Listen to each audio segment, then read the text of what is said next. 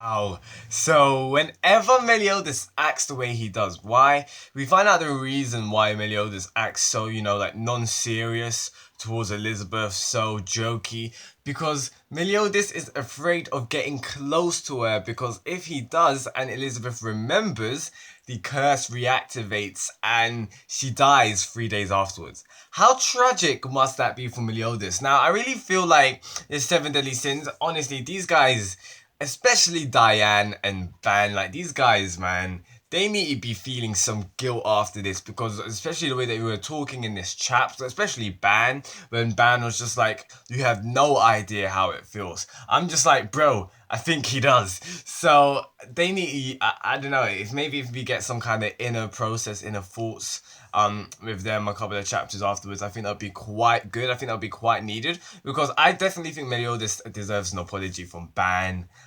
Even Diane as well, to be honest. But we'll see if that gets covered. We'll see if that gets explored anyway. But as I was saying, imagine how tragic it must feel for Meliodas. The fact is that he basically can't fully have a true relationship with Elizabeth because every time he gets close with her, it risks the possibility of her memories resurfacing up again, and then we know Elizabeth will die. So that just really like I was mind blown when I read that chapter today because I was just thinking, wow, like 3,000 years Meliodas was thinking has been going through this.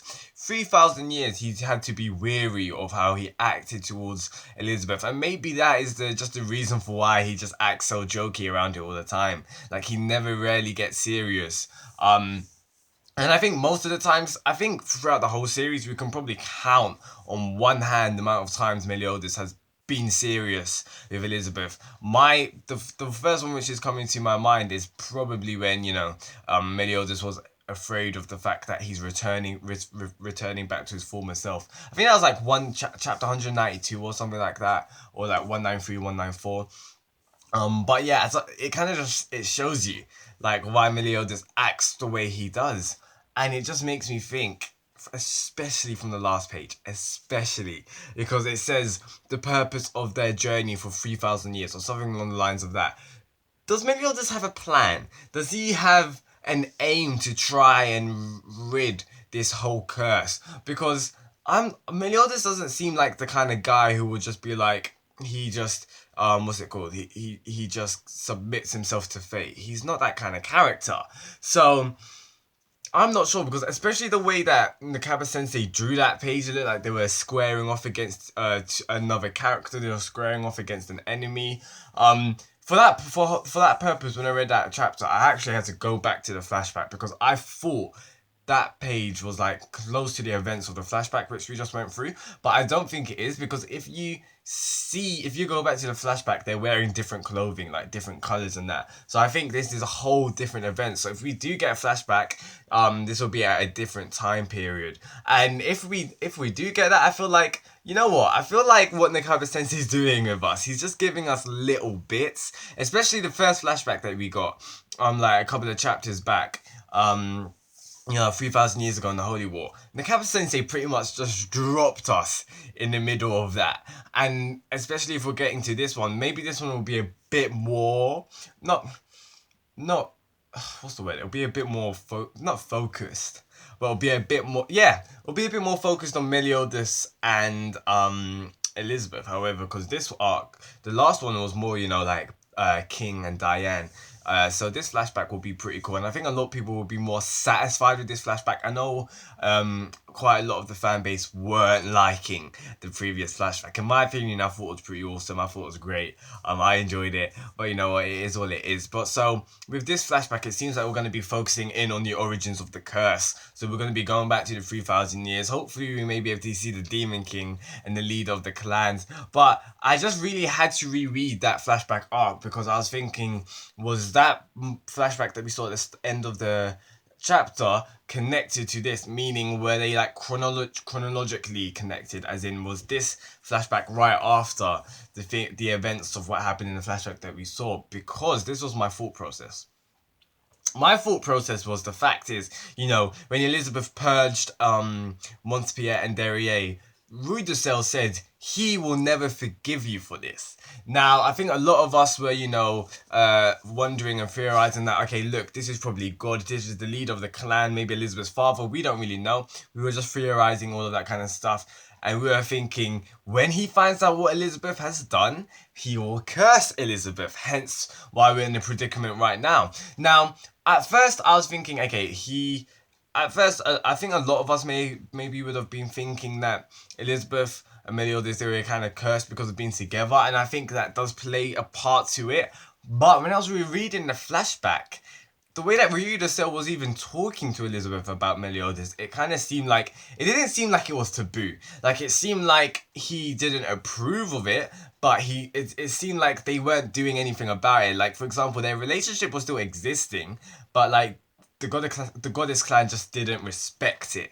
So that's why it made me feel like, because Ryuda said to Elizabeth in one of the chapters, find a partner which is better suited to you, not Meliodas. So I was thinking, hang on, it just sounds like you just don't approve of the guy. At first, my initial thought was their whole relationship was the reasoning for the curse, but it makes me to think maybe it's something more as well. Maybe, yeah, their relationship probably got a big big part to play to it, but maybe it's because of the whole fact that they because of their love, they obeyed orders from the Demon King. They obeyed orders from the leader of the Goddess Clan. All that kind of stuff. So it's kind of like a domino effect. Like it was many things. It weren't just their love.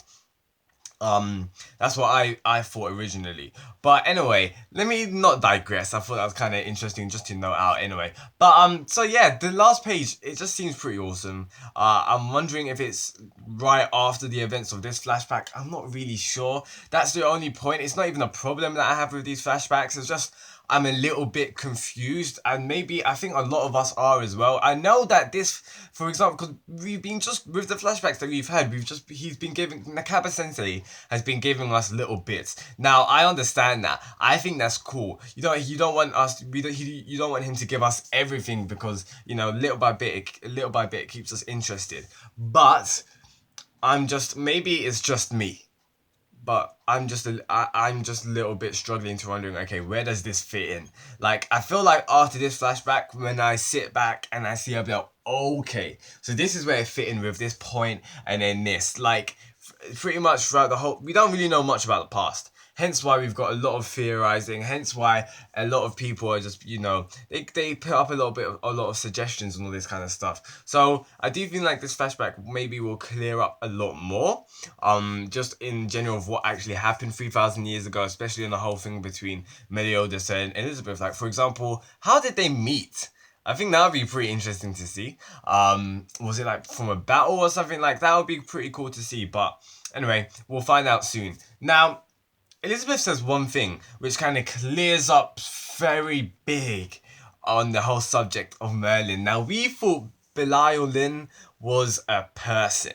We thought that that was, I don't know, like Merlin's father or that, but it seems to be a location, because Elizabeth says, "Are you still living alone by yourself in Belial?" And I read back in, I think it was chapter 192, and that is when Dreyfus, not Dreyfus, Frowdrin and Greyroad said, you're like, they're so shocked, and like, how can it be? You're a survivor from there? So, it just makes more sense that it's a location. Now, if you search up Belial, when I searched that up on Google, nothing came up, but it suggested Belial. Now, Belial is basically another word for the devil.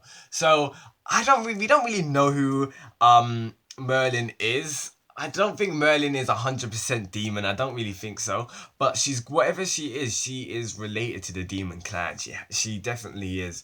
And it's just pretty interesting, because Elizabeth says another interesting fact, saying, you look much younger than you do now. And I'm just like, wait, what? So I'm like, Merlin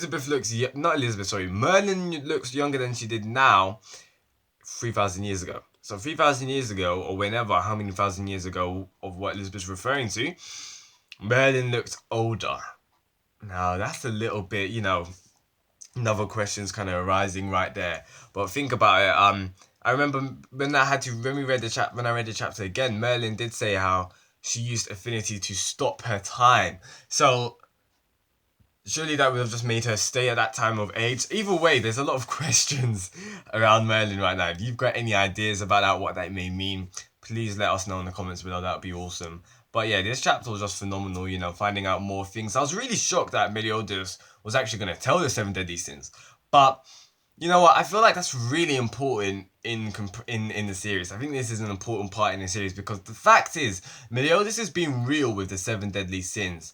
Now, when Esterosa was about to kill Meliodas, Esterosa was just like, he's playing you guys and all that kind of stuff. He's just like, he doesn't trust you, all of that stuff. So I think it does. I think it does raise a question on whether does Meliodas cherish or like love the sins more than he did the commandments. Like I think that's going to be really interesting because the whole relationship that Meliodas has had, that Meliodas has been talking about the commandments throughout the whole series, he doesn't seem like, I don't know, he just doesn't, I don't see much regret or much guilt or like sadness when he talks about them. For example, when he was like, he killed Fraldrin easily. And just the way that he's been I don't know.